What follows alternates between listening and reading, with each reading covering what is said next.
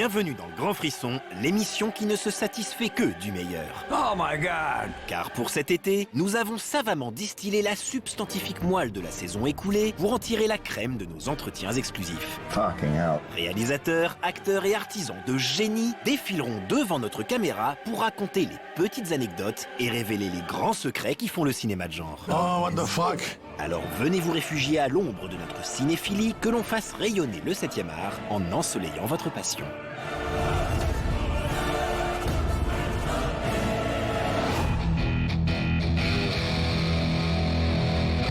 I find giants.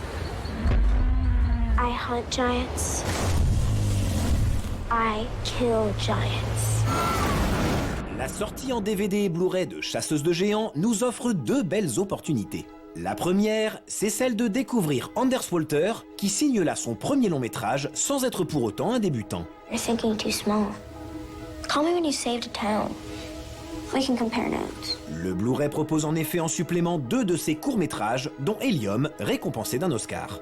These short films are all done in Danish. I'm from Denmark. Then, of course, because of the success of Helium, all of a sudden I got on the radar. Det er ikke sandt, du fylder ham en masse håb. And then around the same time, the screenplay for I Kill Giants came to me. Time to work.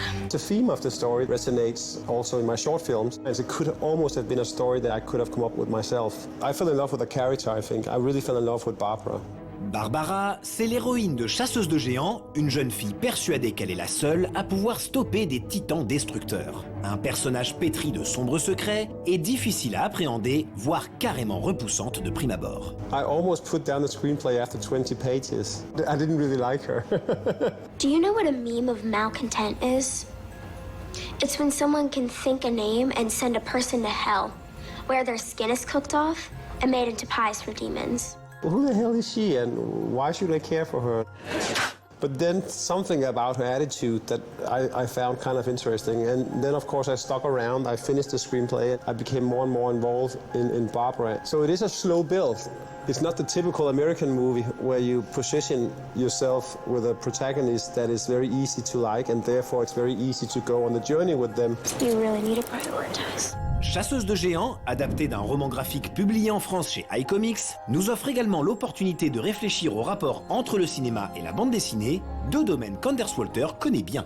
I didn't go into directing before I was 33. Before that, I had a career for 18 years of doing comic books and drawings and storyboards. And people are like, well, how can you do film? How do you know how to do a film? For the record, I'm not being difficult because I think your profession is BS. Everybody who does comic books and storyboards, of course they know it's almost the same kind of mindset in coming up with visual storytelling. So I always looked at my past of doing comic books as my film school.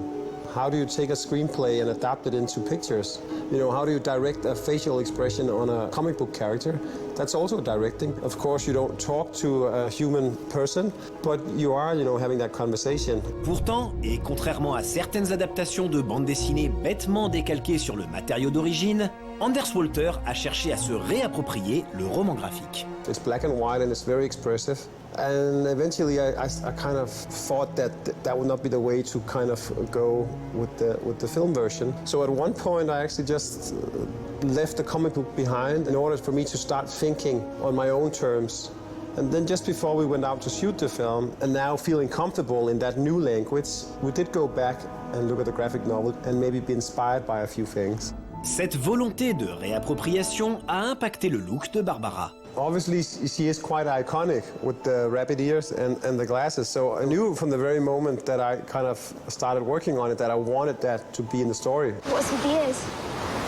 Tribute to my spirit guide. At some point, we worked on the concept of her moving her ears like she does in the graphic novel. That would be hilarious. But there was something about it that felt a little bit silly. Also because I wanted to do a film that was very real. Because for me, the film's strength is the emotional impact. And for that emotional impact to really hit you hard in the gutter, I always felt it had to have a certain realistic tone to it. Au-delà de sa recherche de réalisme, Anders Walter a aussi copieusement modifié l'apparence des titans éponymes. I did look at the graphic novel, at least in terms of silhouette and shape, but then for me, they all had to resemble the environment they were living in. So the forest giants had to feel like an extension of the forest, and then of course the Titan had to feel like something that would live on the bottom of the sea. So instead of doing a big kind of furry kind of guy, which I felt was a bit monkey-like, we constructed someone that was built on rocks and coral reefs. Mais surtout, Anders Walter a suivi son instinct, parfois même au détriment de la fidélité au roman graphique. If you look at Barbara in the graphic novel, she's very tall and very skinny.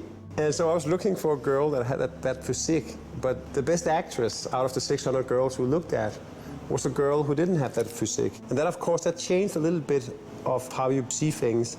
But I think in a nice way, I actually liked that she became this tough, little broad-shouldered girl. Un écart par rapport aux comics qui nourrit en effet le personnage et prouve qu'il n'y a pas de bonne adaptation sans trahison. What did you do? I saved you and every other idiot in this stupid town. But tell me again I'm crazy.